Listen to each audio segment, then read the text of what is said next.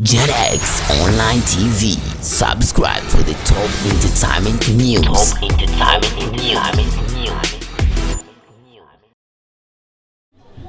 Karibu tena katika kipindi kizuri zaidi ambacho kinaitwa JetX Online TV.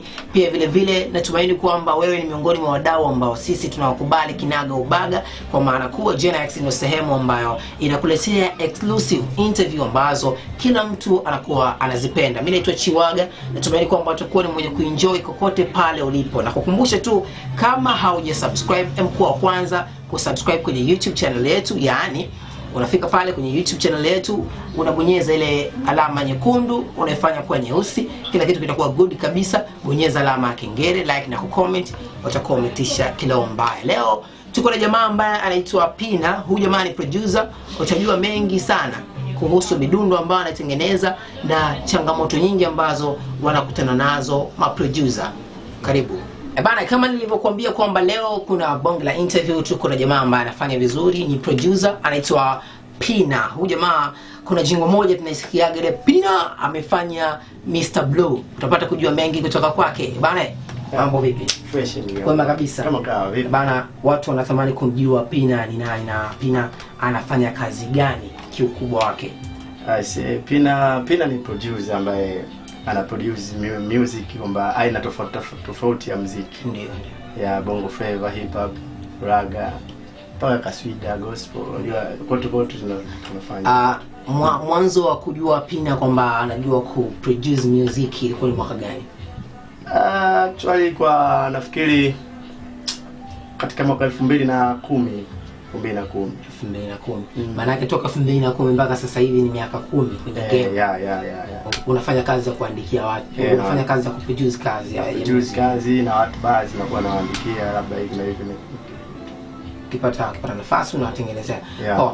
Tuanze na swali la kwanza. Nyinyi kama maproducer ambao ni wazalishaji wakubwa wa muziki, ni changamoto gani ambazo mnakutana nazo mnapokuwa booth, mnazungumzia labda studio, mnapokuwa mnarekodi kazi na wasanii? Changamoto zinakuwepo sana. Yani msanii huaga anaweza akaje nini akataka umfanyie kazi.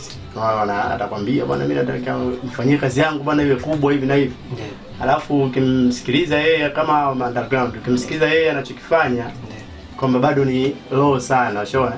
Kwa hiyo sasa inabidi umuelekeze sana, ufanye kila kitu ili madu utoe kazi nzuri. Sasa tuachie.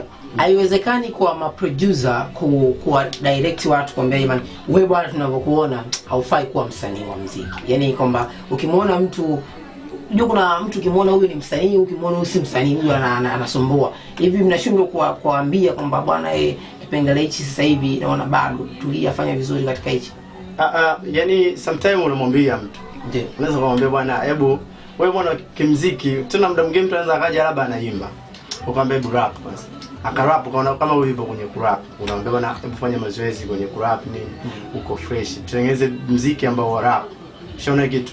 Mwingine unakuta ana idea ya nani yoyote, ya style yoyote. Kwa hiyo inabidi unamshauri nenda akafanye mazoezi na nini, kwa sababu unapenda muziki sawa, lakini nenda akafanye mazoezi, kuwa na watu ambao kidogo wana level kidogo kwenye muziki, ambao wanaujua muziki vizuri, wa kuelekeze na nini. Sasa kuna mwingine anaelewa, ila kuna mwingine anakuwa ni mbishi, kwa sababu wajua maproducer wanapata lawama sana. Yaani anaweza ukamwambia hivyo kitu akakuona kama umemdharau, yani kwamba hawezi kufanya huo muziki, lakini unamuelekeza kwa faida yake sometimes. Tukiangalia katika muziki ambao nyinyi mnafanya, tunaona wasanii wengi sana wanafanya beat zao nyingi zinakuwa si za ndani. Yaani beat ukizisikiliza vizuri, unaona beat kama kuna ughaibuni. Tunazungumzia nje, yani tofauti na beat zetu za Watanzania.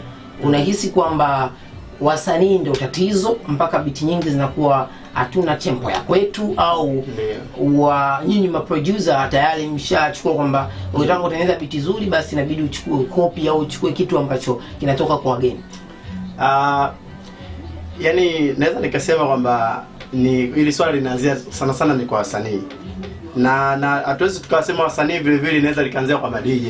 Unajua DJ anapiga tempo fulani ya nyimbo fulani ya Nigeria. Unakuta nyimbo ina hit sana kwa bongo au sio? Sasa inavyo hit bongo, kwa hiyo msanii naye anakaa anaona DJ wanapiga sana hizi nyimbo ambazo zinaendana za kama Niger Flavor. Kwa hiyo naye akija anakuja na nyimbo yake, anaweza akakwambia bwana brother, hebu isikilize hii kazi, sikiza wimbo nini, anaweza kuletea nyimbo hata Afrika Magharibi huko. Akakuletea bwana, hebu isikilize bwana, hii inafanya tu sample beat design kama hivi. Sasa wewe producer kumwambia bwana masuala ya sample nini, nayo atakuwa lazingua. Kwa hiyo unaona bwana, anakuwa msanii akuelewi. Ila sasa woga maproducer wengine woga wanakopi mwanzo mwisho kile kitu. Ila kuna wengine wanakuwa wanachukua tu labda tempo ile nini, percussion zile wanajua jinsi gani watazipanga tofauti na watafanya kidogo kibongo, yani kitanzania.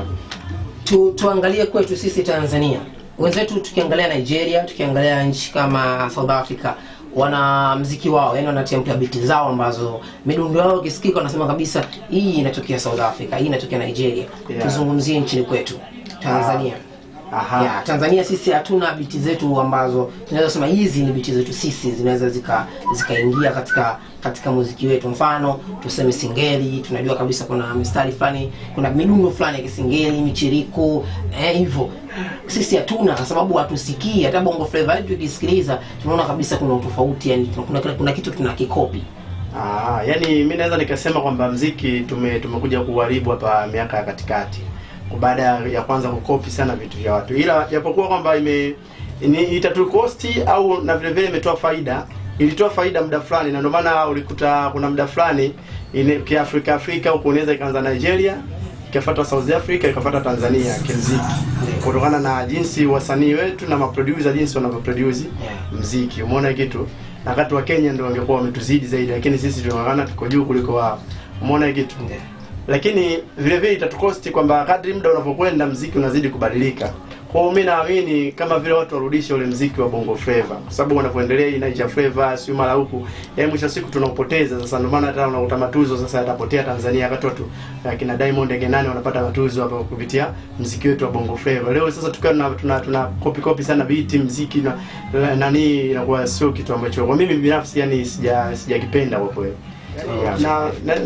Naomba hapo yani kwamba muziki ambao wa Kitanzania singeli au hizi segele ndio muziki ambao wa asili wa Kitanzania. Lakini muziki wa bongo flavor vile vile ni muziki wa Kitanzania vile vile. Japokuwa ni muziki wa kiduniani kote. Ila sasa tunapokosea kwamba tunataka tuchukue flavor fulani ya nchi fulani tuichanganye humo, ndio tunapoharibu muziki wetu wa Kitanzania.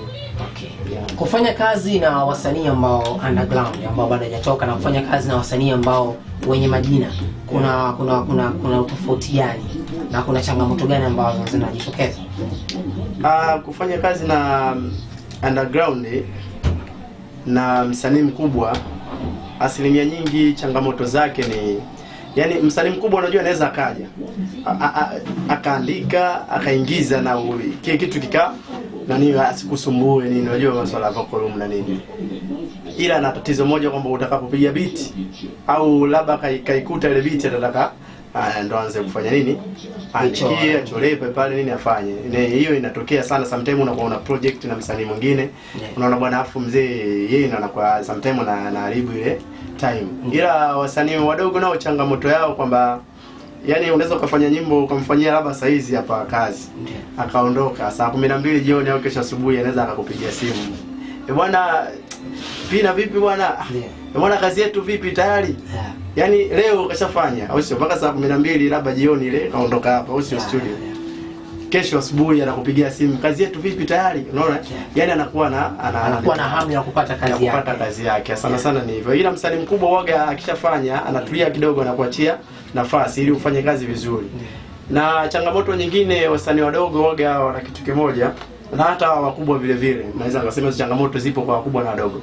Yani unaweza kumfanyia nyimbo afu ule wimbo katika unapomfanyia ukishamgeia ule wimbo anaweza kawa na project nyingine sehemu nyingine, akaachia ule huo akawa bado hajaachia.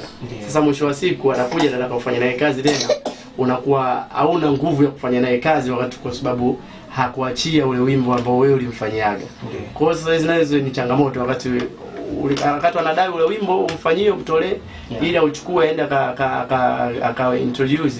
Unaona bwana, anakudai tena kwa kuforce, yani bwana malizia kazi. Sometimes kazi ushamaliza ushamgea nini nayo mkononi. Anakaa yani anapoona kazi nyingine labda hata hapo anaweza akaja akafanya kazi nyingine akaona hii ndio nani iko hii anaacha ile na. Kwa hiyo hizo kidogo nazo changamoto zinakukumba au zinawakumba ma producer. Sawa. Tuzungumzie katika hili swala. Producer wote anabidi awe na wasifu wake ambao anasema kweli mimi nilifanya vitu fulani mpaka leo siwezi kuvisahau. Ni wasanii gani ambao mpaka sasa hivi umefanya nao kazi Pina kama Pina? Wakubwa ambao wanasikika au hata ambao wamefikia hatua ambao kila mtu akisema kumshikaji huyu amefanya kazi na Pina zaidi ya moja? Kuna Beka Title, unaona bwana. Kuna Bright, kuna Mr Blue, kuna msanii ambaye Young Tuso mfalme wa Temeke. Naweza kusema hao ndio ambao nani nao kazi. Niliwahi kusikia skendo kwamba wewe na Brown Punch mlikuwa katika mazingira sawa ya kufikia hatua, yani maana yake katika harakati za kutoboa mlikuwa pamoja. Unamzungumziaje Brown Punch? Brown Punch namzungumzia kwamba naweza kusema ni kijana fulani ambaye anayepambana sana, ambaye nimekuwa naye katika kiasi miaka fulani hivi, tumeishi pamoja, tumeasi pamoja. Unajua ni mtu ambaye anaipenda kazi yake na anajiweka kisanii, unajua ni mtu ambaye mpambanaji. Unaona, namzungumzia kwamba ni mtu fulani ambaye ni mtu fresh sana, yani mtu poa, yani ni mpambanaji, ana respect, unajua yani akikaa na mtu anajua huyu mtu naishi na vipi kila kitu. Okay. Connections zako wewe kupata kupiga kazi na Mr Blue mpaka tukasikia ile jingo ya Pina ilikuwaje kwaje, na au wewe jamaa mlikuwa mmekutana wapi mpaka jamaa akakupa shout kubwa ya kupiga jingo kubwa kama ile? Connection ya Mr Blue kwamba kuna kazi ambayo nilikuwa nimefanya na Young Tuso. Mfalme wa Temeke. Sasa ile kazi tulikuwa tumeanza beat na nini. Ile kazi ikawa ni kazi, yani Young Tuso akaona hii kazi bwana ina nani inaitwa Kazaro. Kwa hiyo ikaenda kufanywa na Dupi. Shona. Kwa ile kazi ikaenda kumalizia kule kila kitu. Yani Dupi ndo akaanza kuedit kila kitu akafanya akaimaliza. Sasa ile kazi Tuso alimuita Blue kufanya ile akapiga, nafikiri akapiga chorus nafikiri. Ushaona bwana. Kwa hiyo sasa pale ndio Blue walipoanza tuanza kufahamiana. Kwa hiyo baadaye nini una mshikaji ambaye anaitwa Saito. Unaona bwana akafanya kazi yake, nikaona hii kazi akikaa baisa hapa na kuwa fresh. Kwa hiyo nikamcall nini fresh, akanambia sasa hizi niko zangu Dodoma, mara sijui wapi, unajua alikuwa kwenye tour hivi ya show, unajua. Sasa baadaye kidogo siku kama siku 5-6 hivi WhatsApp ni akanitumia message, Pina fresh nimerudi. Nikamwambia basi poa. Ndio tukatoka tukaja ile kidogo ile ile project kidogo itusumbua kwa sababu kidogo unajua studio yetu kuilipo tulikuwa hatuna miundombinu yenye ya generator na nini. Kwa hiyo akaja Blue, alikuja nini umeme ukawa umezingua. Kwa hiyo umeme umezingua hata nesu siku nzima. Siku ya pili tena akaja siku nzima, ikabidi tutoke tukaenda kuifanyia kwa producer mmoja anaitwa Mbezi, producer Mbezi kama ushawahi kumsikia. Tabata Bima pale. Tukaingia pale nini tukafanya ile project ya kwanza ile ambayo Saito na Mr Blue. Na pale ndio alipoingiza ile sign Pina. Na yeye mwenyewe tu alivyoingiza nini mimi nikachukulia labda kaingiza kama intro tu. Sasa kwenye mixing nikamcall mwanangu mmoja hivi anaitwa Bea, nafikiri unampata Bea, producer wakili. Alifanya nyimbo ya Stamina Ndoa sio. Sasa Bea nini nilipomcall nini akaniambia basi poa wangu nakuja. Kiukweli waga mimi sipende kuficha kitu, akaja akanisaidia masuala mixing mastering. Akakuja nini akasikiliza akasada hii Pina mwanangu hii kwenye hapa bass hapa Pina hii sign mwanangu kama mimi unajua sign yangu Stamina yule alipita Bea. Unaona bwana, nikamwambia kweli mwanangu, unaona bwana. Ndio yeye akaedit ile sign nini fresh, nikaona fresh ndio nikaanza kuitumia. Nikazaliwa pale. Nikazaliwa hapo kusikika kwenye ngoma za watu. Ngoma za watu. Okay. Kwa kila msanii wanakuwa wanasupportiana tunaamini na wanatengeneza chemistry zao ili mradi kufanya game iende kila siku. Tuzungumzie kwa producer nyinyi ambao mpo katika level zenu, tunaweza kusema level za kati, na kuna wale ambao wapo level kubwa, tunaweza kusema labda level za kimataifa. Sasa hivi kina Stukizi ni habari, kina Gonja kuna wafuatilia, kina Mason Selector wanajulikana kila siku, kina Mr. Tita chote wanawafuatilia. Tuzungumzie nyinyi ambao mnafanya vizuri lakini bado mjafika kwenye zile level, labda kila siku watu wanazungumzia ngoma zenu kupigwa kila siku, au wasanii wakubwa kuwaona mko nao. Kati yenu nyinyi na hao producer ambao wana majina yanajulikana kila siku, mna connection gani? Labda mnasaidiana nini? Labda mambo ya mastering, ngoma umeenda kufanya, wanasupportiana. Kuna support gani kati yenu? Yaani mimi nikizungumzia kuhusu producer, unajua ni wachache sana ambao wanaoendana. Yaani asilimia nyingi producer waga hawapendani. Labda niseme tu ukweli. Yaani ila producer unaweza kukuta labda mmoja ana producer wake labda wawili wenzie, yani ambao labda anaendana nao. Yaani kama mimi naweza nikawa ninao ambao wa chini wenzangu na ninao wa juu ambao kama ni wawili. Naweza kusema Bea labda na Mr. Titachi mwenye, unaona. Ila huku chini wapo kuna producer mmoja ambaye naye yuko vizuri sana, anaitwa Travel. Unaona, yani producer anakubali sana. Unaona bana, yani anafanya ile kitu. Na tunashirikiana. Kwa nini sasa producer wengi mnakuwa mna matabaka? Yani kama unavyosema hapo, wewe una producer wako ambao mnaenda sawa na una producer wengine ambao sawa, ni kwa sababu ya muziki ambao mnafanya au kutokana na soko la biashara ndio linapelekea kwa hivyo? Yani naweza nikasema kama mimi tabia yangu, nikiona producer huyu unaendana naye, tabia yangu, yani mimi tabia yangu mimi na tabia yake zinaendana, ndio anakuwa mshikaji, yani anakuwa ni wa karibu, naweza ngashirikiana naye. Lakini sometimes tabia hazifanani. Unajua mimi nimekulia katika mazingira fulani ya uswahilini sana, maisha ambayo ya chini sana. Sasa napoenda kwa producer afu labda tumeweka pale labda hata msosi hivi, unaweza mkaweka. Kuna producer mmoja alikuwa anakujaga hapa studio ambaye simtaji kwa jina.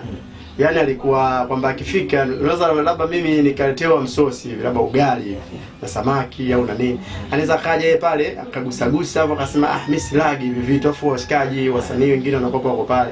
Kwa mimi producer design vile waga mimi silivani naye. Anaambia anajisikia. Hiyo ni mimi kiukweli silivani naye. Yaani mimi napenda sana mtu ambaye anaendana naye kitabia na kila kitu, mambo mengine tunashirikiana. Okay, sawa. Kwa mimi naamini ndio hivyo, yani tatizo linakuwa ni hapo. Okay. Bana, huyu jamaa anaitwa Pina, lakini tunaambiana kwamba ukiwa unasema kitu bila kuonyesha matendo sawa sawa na hakuna. Ni kweli producer, na wengi wanaamini kwamba ni producer kutokana na vitu ambavyo wamezungumza, lakini kuna ile test fulani kuchezesha, ikiwa piano, ukisikiliza kind of beat ambazo anapiga, utaamini kwamba anaweza kufanya vitu vizuri. Sasa brother Pina, ungeonyesha watu kidogo hata sample kidogo ambazo anazifanya, pia vile vile kama utawachezeshia piano, watu waamini kwamba tunazungumza na producer Pina. So kimasi.